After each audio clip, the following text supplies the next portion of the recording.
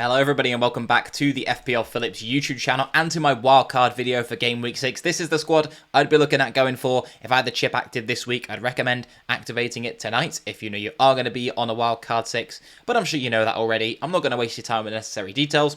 Let's just get into the video and have a look at the team that I'm going for. Now in goal, I think box standard, you're just going to go for David Raya here. And there is a bit of a decision to be made maybe between him and going for one of the 4.5 mils. I think Sanchez will be pretty popular, and Sanchez looks like he might be rising in price tonight, Sunday evening, as I record this. So if you're going and you're activating your wildcard now, you may as well get him in just as a placeholder, unless Raya looks like he's going to end up rising, just so you can maybe take the chance of him going at 0.2 mil. You can gain the 0.1 mil for your team value, then just take out Sanchez and get Raya at the end, if that's who you end up going with. But yeah, activate your chip tonight and try and catch the price rises, is the gist of what I was getting at there. But I think Raya, with that 5.5 mil price point, which gets you a nailed on way into the Arsenal backline, where he's playing pretty well, getting a lot of saves, looking at a lot of bonus points there as well. I think it's just a pick that does pick itself in between the sticks for your wildcard side. And then in defence, I'm partnering him up with Gabriel, so we're going with two Arsenal slots used on the defensive assets there.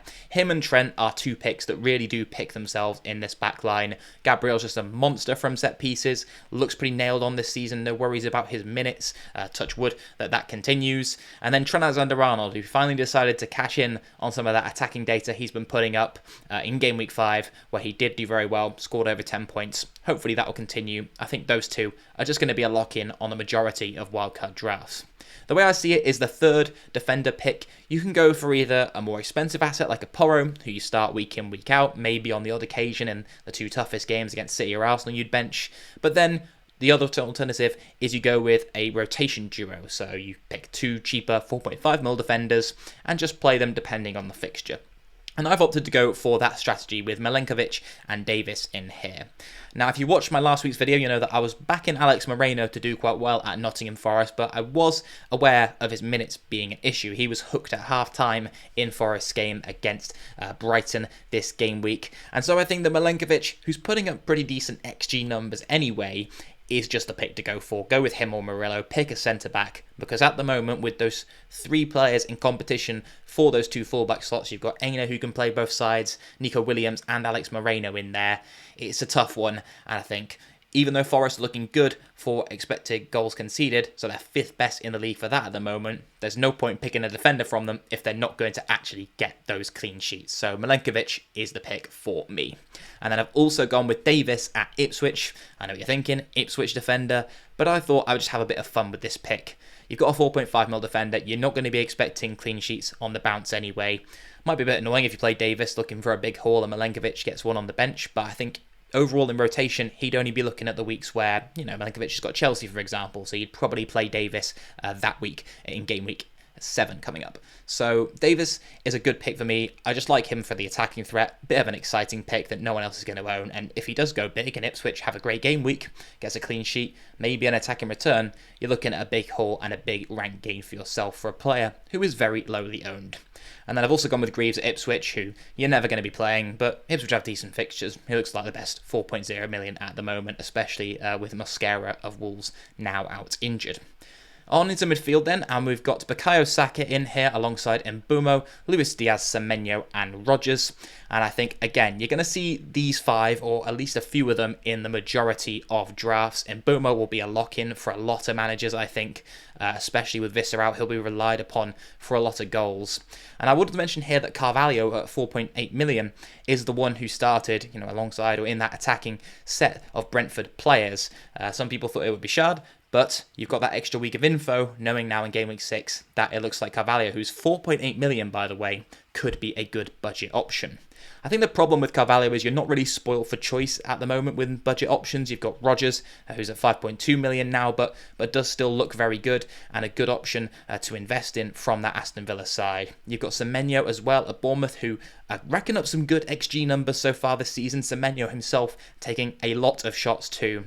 So actually 4 XG so far this campaign. Bournemouth are 4th, and it's only Villa, City and Liverpool ahead of them for expected goals over the first 5 games in the teams that have played so far. So yeah, there's a game still going on. Obviously Arsenal could shoot themselves that way up, but they're way behind on XG actually compared to Bournemouth right now, who have racked up over 10. So those are the only 4 teams, Bournemouth, Villa, City and Liverpool, that have numbers over 10 XG so far this season. So investing in 2 cheap but pretty involved attacking assets for a combined, 10.8 million in Semenyo and Rodgers seems like a no-brainer again to me. And then Luis Diaz, who at the moment has looked pretty impressive. I think he has been the one of the Jota-Diaz debate at the start of the season that has ended up being the better pick. He's still a minutes risk. That is something worth considering. They've got competitions, but I think even with that risk, Luis Diaz is just a better pick, and he makes the more out of that value than Salah does at that expensive price point that he's got. I think if you're going to go for the premium, you go for Saka, and then maybe even you add in Cole Palmer. And Saka's just going to be a lock-in for at least these next 3 games, where Arsenal should probably do pretty well, you'd imagine. Even without Odegaard, they've seemed okay. They'll be without Trossard now as well, so maybe some differential options from that Arsenal attack will open up. But yeah, Saka on those set pieces, so involved, the captain, the talisman, on pens. No reasons not to own him, to be honest, at 10 million. And then finally up front, I had a bit of money left over here, and I didn't really know where to spend it. I could have gone for maybe like shuffled things around and managed to squeeze an Ollie Watkins in, but you know, that was difficult to do without sacrificing Luis Diaz basically in the midfield. But just be aware that you could do that, go for another cheap option instead of Diaz, the Carvalho for example. There are other options in that 5.5 mil bracket too who look pretty good. Adama Traore at 5 mil even has impressed me. But up front, I've gone with Erling Haaland, Calvert-Lewin and Chris Wood, which I think seems like the weakest part of the team on paper. Erling Haaland, we don't really need to discuss. He's going to be in absolutely every single team. He's going to be the captain for the majority of game weeks as well. I can't really see myself not captaining him over the next 4. And then I've gone with Calvert-Lewin and Chris Wood. Now, Calvert-Lewin is a hold for me, and he's one that I think people thought, oh, he just got a load of hype last game week. He's actually a troll, rubbish. And yeah, Everton don't have the best XG numbers, but from what I've seen in the eye test, I still think Calvert-Lewin could be a pretty good FPL option this season. And yeah, there's money in the bank here. There's 2 mil in it for me that you could go up to Solanke, who I also think is a good pick. But for me, I think Calvert-Lewin, just keep him over those next 4, assess how he's doing, then maybe use that money to go up to a Solanke if Spurs do continue to get chances created for their new number 9. And then Chris Wood, who is still getting minutes, is still getting penalties as well. Forest are going to be without Gibbs White after he was sent off earlier, so not sure I see them doing too well against Fulham, and maybe Wood is the one that you could upgrade to Solanke if you wanted to go that way. But I think that Forest overall have just been a team that have impressed me defensively and offensively. They've had Hudson-Odoi and Elanga getting involved a lot. They've created chances, and I think Chris Wood still offer kind of a quiet, a little bit boring pick who is going to tick along and maybe pick you up 6 to 9 points every game week or every other game week. So yeah, this is the team that I'm looking at currently. As mentioned, there is money left over in the bank and you can use it in those ways that I said. So looking at getting in a more expensive striking option by downgrading Luis Diaz, or just a straight upgrade from Calvert-Lewin or Wood up to Solanke, or maybe Havertz if you wanted to get rid of the other Arsenal assets in this team. But I do just think that the optimal triple up for Arsenal is with 2 defensive assets included alongside Salah. But yeah, let me know your guys' thoughts on the wildcard for this game week. Are you using it? Do you have the chip active? If so, let me know any questions or queries you've got down below in the comments, or if you want, just drop your whole draft down there and I'll give you my feedback on that. If you have liked what you see, I don't normally ask this too much, but leave a thumbs up on the video. It really just helped me out. I do struggle for likes sometimes because maybe I don't mention it at the start of the video, but if you've made it this far, I really would appreciate it. And if you're new around here, then feel free to hit that subscribe button as well if you'd like to see some more of my FPL content throughout the season.